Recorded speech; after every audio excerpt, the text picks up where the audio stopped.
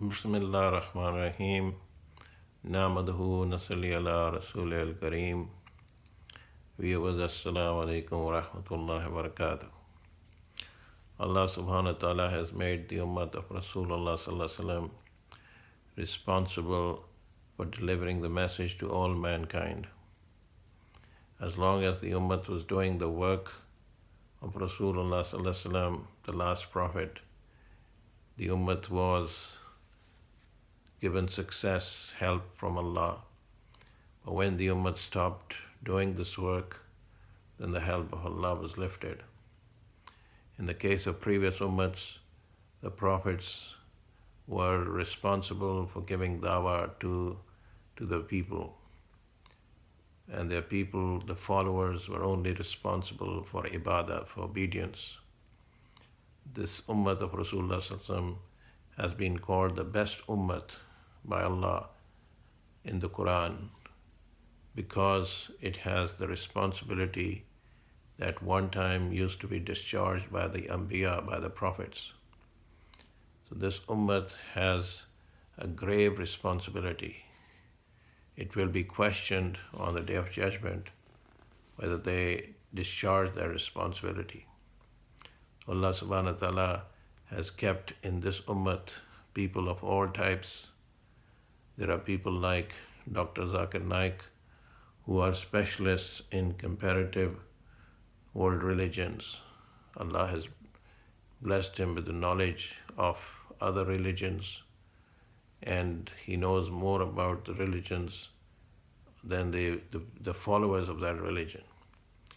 A person like him is an extraordinary example of how Allah is taking the work from the followers of Rasulullah sallallahu alaihi wasallam. He has reached millions of people through his efforts, through his knowledge, and only Allah knows how many people have come into Islam because of his efforts. On the other hand, there are millions of people who were considered to be Muslims, but they had no knowledge of Islam, so much so that they did not even regard Salat, the most important duty of a Muslim, the 5-time daily prayer. They did not even regard that to be essential, or the fasting in the month of Ramadan to be essential. So Allah subhanahu wa ta'ala took the work of inviting these people back to the fold of Islam from Maulana Muhammad Ilyas and the Tablighi Jamaat.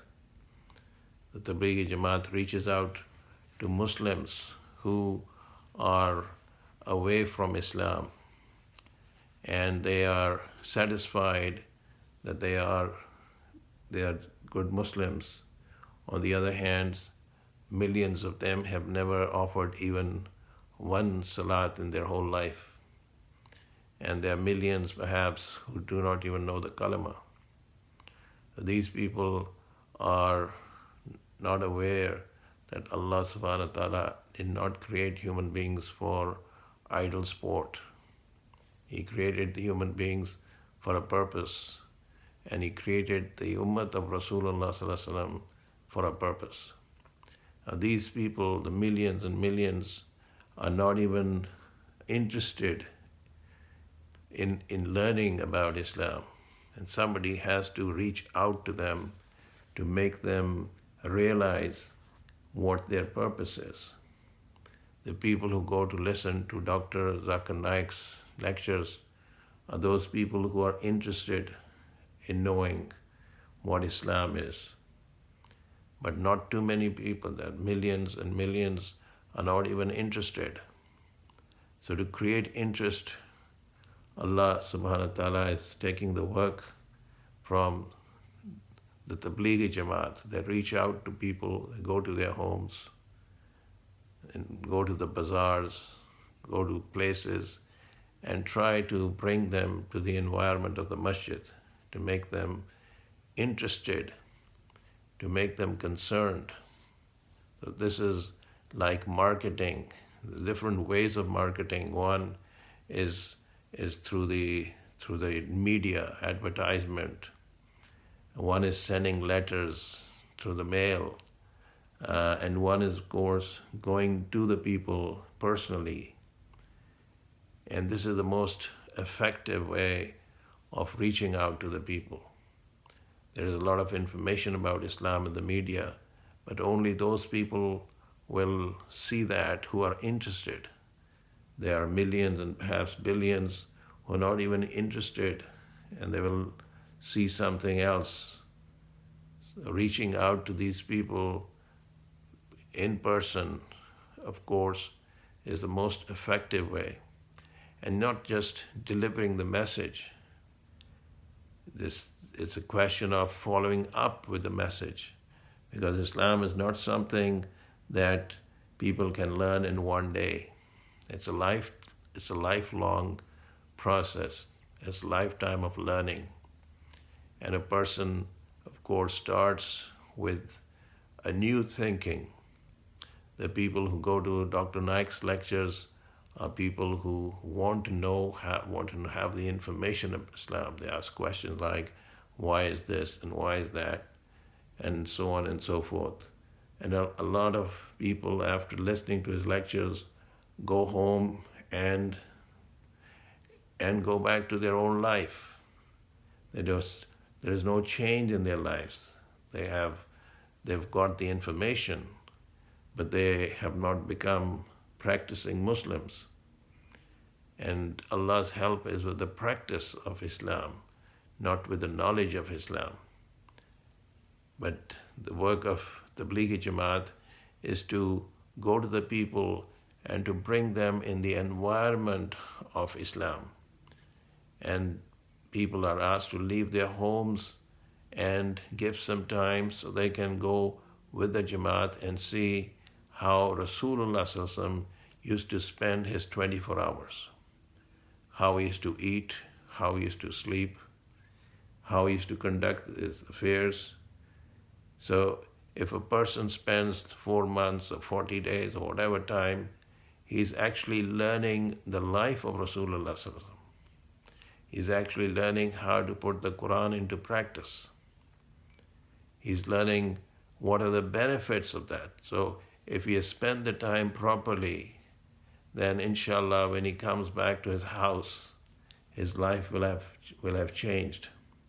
In many cases we've observed that people, they go into the Jamaat clean shaven. But when they go into the Jamaat, they hear the hadith that Rasulullah Sallallahu Alaihi Wasallam said that people should grow beards, because now they're in an environment where everybody or most people have beards, and they hear the ayat of the Quran which says, obey Allah and His Rasul. So now they're understanding that obeying the Prophet ﷺ is obeying Allah. So they start growing that because it is an order of Allah subhanahu wa ta'ala to obey His Rasul. So now they're beginning to see the Quran in a different light. So they now realize that it is not just to know that it is the Sunnah. It's not enough to know it's a Sunnah. What is required is obedience. If Allah says, obey Allah and His Rasul, it means that what the Rasul Sallallahu Alaihi Wasallam said has to be done. Rasulullah Sallallahu Alaihi Wasallam used to eat with his right hand. And people, when they see that, they start eating with the right hand. It's not enough to know that he used to eat with his right hand. What is required is that you start doing that. If somebody is eating with his left hand, he suddenly realizes that what I'm doing is not right.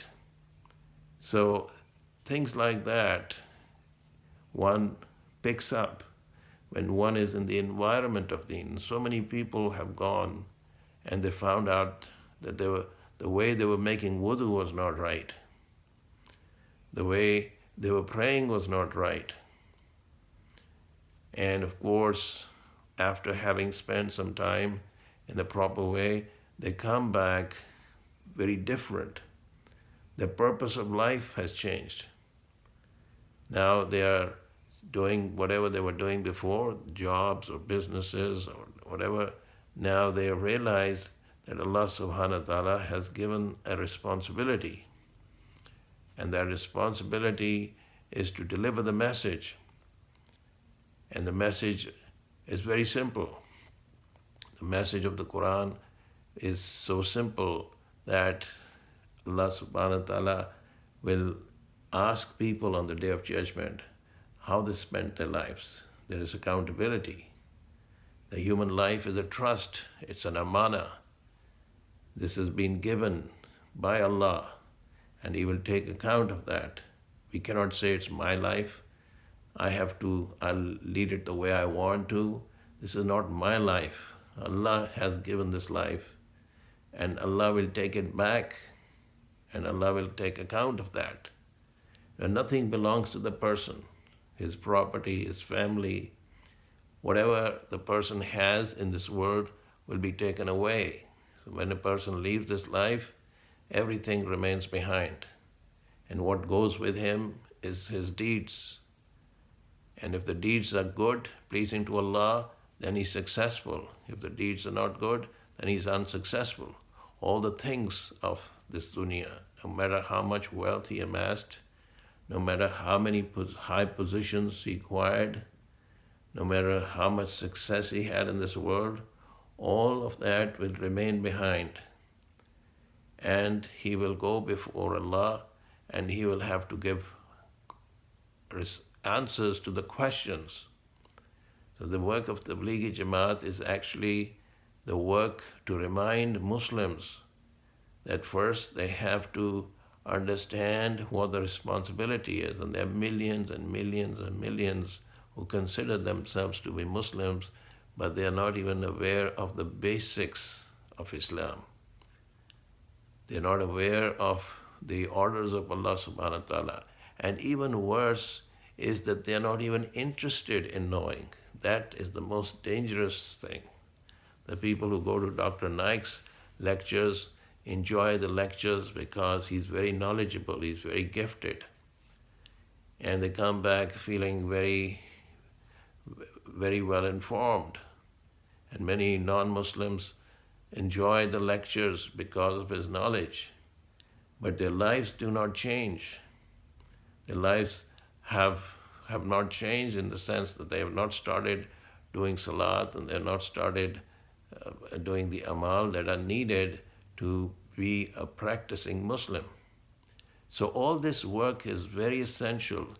What Dr. Naik is doing is very essential to give knowledge to the people about how Islam is the true religion.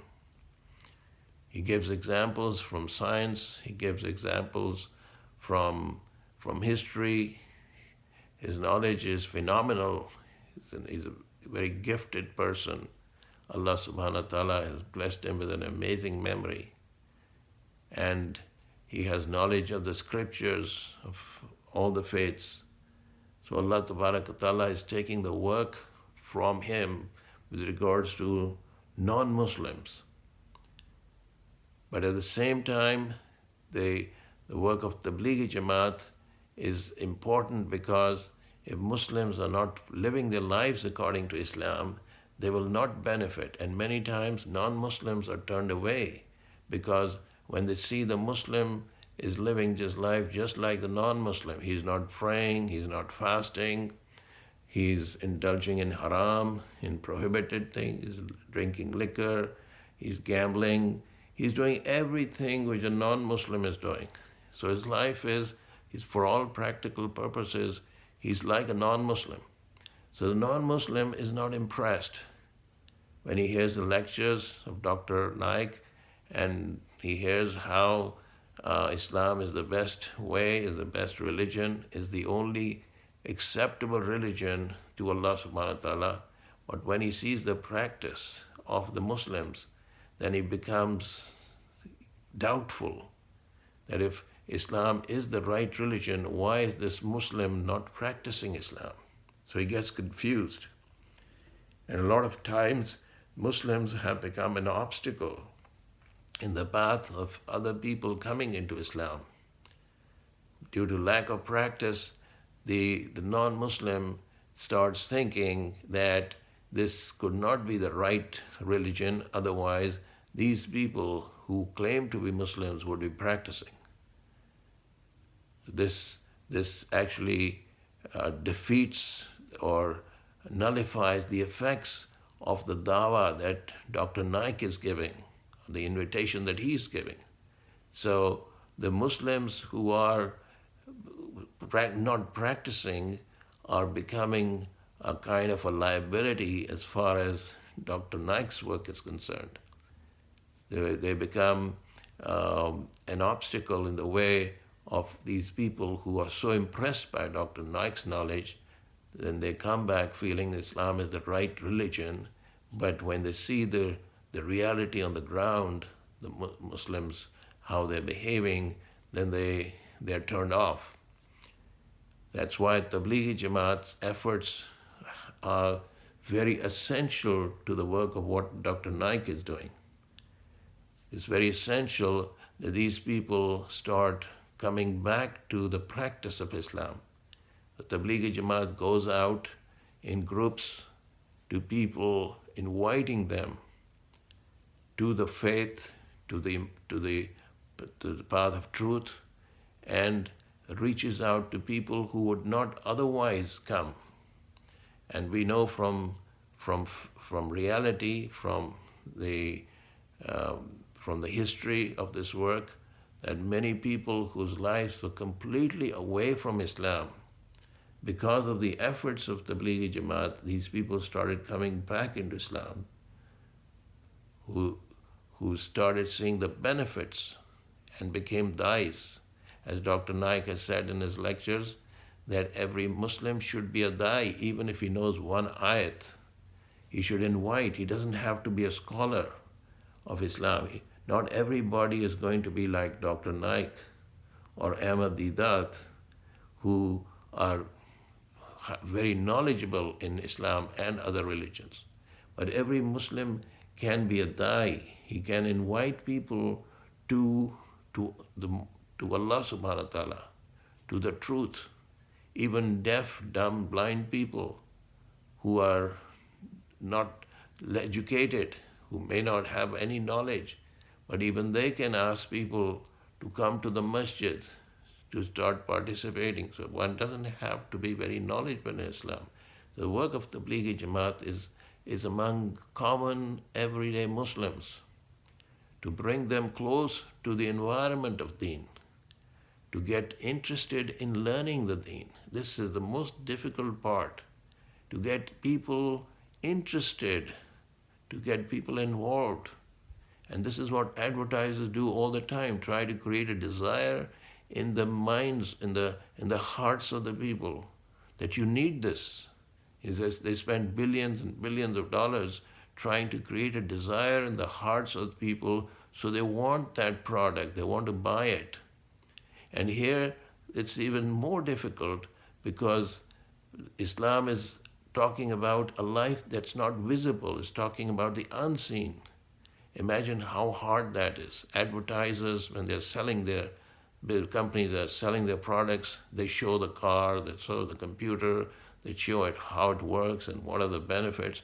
So people are seeing with their eyes all the benefits, and it becomes easy for them to buy that product. But even with that, advertisers spend billions of dollars to attract people. But in this case, what Islam is talking about, what it's saying, is a life that cannot be seen. So to create a desire in the people's hearts about a life that's to come, it's a very difficult job. This is a job of the Anbiya, the job of the prophets. And just being convinced that it is the truth is not enough. It's a daily effort that has to be made on the people. The job of the Anbiya is the hardest job. Allah subhanahu wa ta'ala gave the hardest job to the prophets. And they worked day and night. And that's why very few people were attracted to them. The people, Nuh al-Islam was inviting for 950 years. And only about 80 people accepted the message. So one can imagine how difficult this job is. Isa al-Islam was working among the people, and only a handful of people accepted the message. So this is a very difficult job which Allah subhanahu wa ta'ala has given to the ummah of Rasulullah. Dr. Naik is doing his responsibility. He's giving them intellectual arguments. He's giving them all the information they need. But there has to be a follow-up, which is what the Tablighi Jamaat is doing, trying to follow up on what he's saying and make these people, the Muslims, come back to the practice of Islam and start working as dais. Everybody should be an inviter. Learn and teach, learning and teach is a lifelong process. So we ask Allah subhanahu wa ta'ala to give us the understanding of Islam and to follow in the footsteps of Rasulullah sallallahu alaihi wasallam. Wa akhir dawana in alhamdulillahi rabbil alameen.